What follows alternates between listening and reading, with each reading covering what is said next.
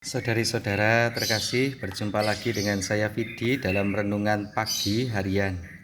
Pagi hari ini kita akan merenungkan firman Tuhan yang diambil dari kitab Kejadian bab 3 ayat 9 sampai dengan ayat 24. Injilnya dari Injil Markus bab 8 ayat 1 sampai dengan ayat 10. Saya mengawali permenungan dari bacaan pertama Kejadian bab 3 ayat 9 sampai dengan ayat 24. Apa yang bisa ditawarkan atau kita jadikan inspirasi?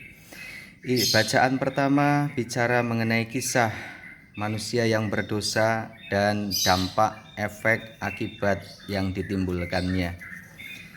Ketika mendengar Allah yang hadir atau mendengar sapaan Allah, karena keberdosaan yang telah dilakukan manusia, reaksinya manusia bukan mendengar sapaan Allah, tahu kehadiran Allah itu dengan reaksi happy, reaksi sukacita, reaksi bahagia, semangat, bukan. Tapi sebaliknya, ada rasa takut, ada rasa malu, dan aneka perasaan negatif ketika mendengar sapaan Allah, ketika merasakan kehadiran Allah. Nada-nadanya yang negatif. Kalimat bacaan pertama, ketika aku mendengar bahwa engkau ada dalam taman ini, aku menjadi takut karena aku telanjang, sebab itu aku sembunyi. Ini jelas. Karena dia melanggar perintah, melakukan keberdosaan, efek langsung yang dirasa dan dialami adalah ketika menyadari Allah hadir, ketika mendengar sapaan Allah, bukannya menyemangati, happy, bahagia, tetapi sebaliknya. Ada perasaan takut, ada perasaan malu, dan aneka macam perasaan negatif. Ini terjadi karena efek yang ditimbulkan akibat dosa yang dibuat. Apa yang dibuat oleh manusia itu? Makan buah yang dilarang. Dan efek dari dosa itu adalah kalau orang berdosa itu tidak mau umumnya mengakui bahwa ya saya penyebab utama, tidak. Tapi selalu kepada pribadi lain. Lah dia juga itu kok, ini kok. Jadi membawa serta pribadi yang lain dan bukan dirinya sendiri. Umumnya begitu. Ini yang pertama. Dan yang kedua adalah efek dari dosa itu adalah terjadi nuansa permusuhan yang berkebalikan dengan persaudaraan, tetapi permusuhan.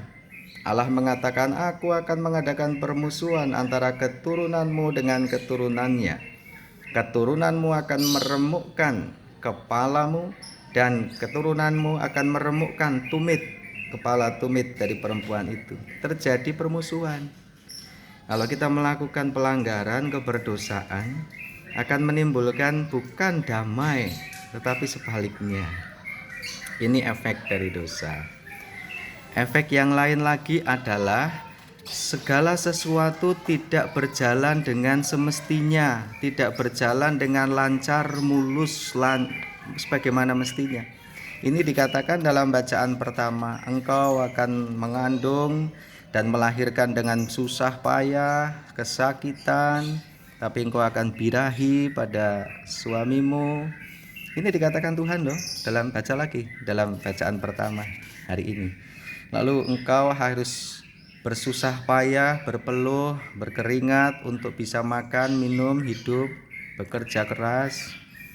Ini menggambarkan bahwa sebelum manusia pertama jatuh dalam dosa, hidupnya sebenarnya tidak perlu repot, tidak perlu susah payah, tidak perlu berat-berat dan sebagainya. Tapi karena efek dari dosa, hidup menjadi kacau dan tidak sebagaimana mestinya.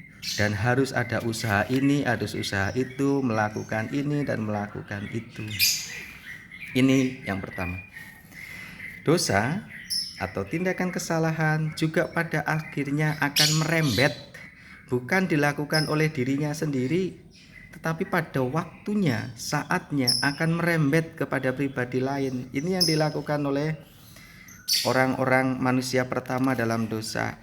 Perempuan yang kau tempatkan di sisiku, dialah yang memberikan buah itu kepadaku, maka aku makan. Jadi bukan hanya dia sendiri, dia menunjuk pribadi yang lain. Lah itu juga melakukan itu. Maka efek dosa biasanya tidak hanya dilakukan saya sendiri saja, ada waktu saat-saat yang tepat dosa itu akan merembet, menyentuh pada pribadi lain. Jadi bukan hanya saya, pribadi lain juga kena. Sementara dalam bacaan Injil kita bisa menggali inspirasi bagaimana Yesus menggandakan roti dari 7 menjadi begitu banyak sehingga bisa dinikmati oleh 4.000 orang jumlahnya. Demikian pula dengan ikan yang jumlahnya beberapa itu. Bukan soal beberapa menjadi lebih dari 4.000, bukan dari 7 roti menjadi lebih dari 4.000, bukan jumlah. Ada teori tafsir Alkitab khususnya Injil hari ini yang mengatakan bagaimana Yesus tergerak hatinya. Hati itu kordis, miserere itu belas kasih. Jadi hatinya itu tergerak, tidak tega melihat itu, lalu dia terharu, terenyuh dan ingin terlibat, melibatkan. Maka Yesus menanyakan, ada berapa roti padamu? Ada 7, mari kumpulkan. Ketika dikumpulkan Yesus berdoa. Doa Yesus itu menyentuh rasa, menyentuh batin, menyentuh kesadaran orang yang sebenarnya mereka aslinya membawa. Bayangkan dalam pikiran normal logis, 3 hari 3 malam mereka tidak makan dan tidak minum, pasti akan mati, pasti akan lemas, semaput.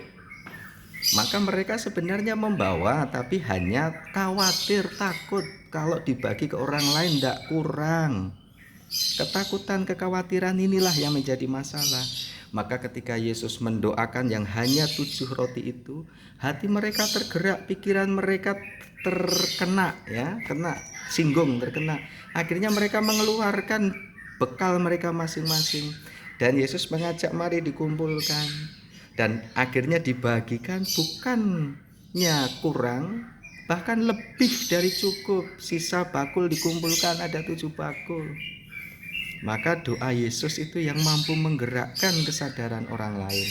Dan dalam gereja sekarang direpresentasikan dalam Ekaristi. Ketika Yesus bersabda, ketika Yesus berdoa, semoga orang-orang yang mendengarkan, yang mengikuti Ekaristi tidak berhenti hanya di situ, tetapi ada usaha lanjut untuk diaplikasikan dalam hidup konkret sehari-hari.